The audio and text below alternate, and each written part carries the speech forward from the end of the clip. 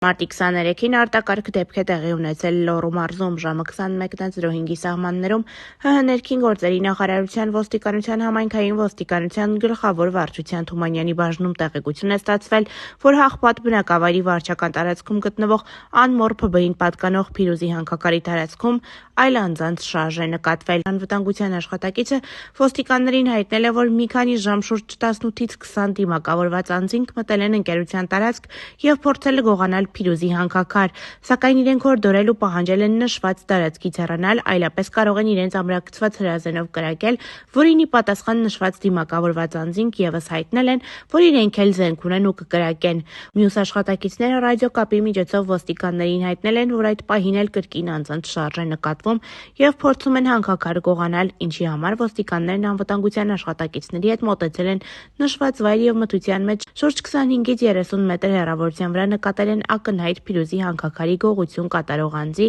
եւ ներկայանալով ոստիկանության ծառայողներ փորձել են բռնել, սակայն վերջինս պարկը ձեռքին դիմել է փախուստի։ Ոստիկանության ծառայողը 2 անգամ իրեն ամրակցված մակարով տեսակի ատրճանակից նախազգուշական կրակոց է արձակել օդ։ Դեպքի փաստով նախաձեռնվել է քրեական վարույթ, պարզվում է մասնակիցների ինքնությունը։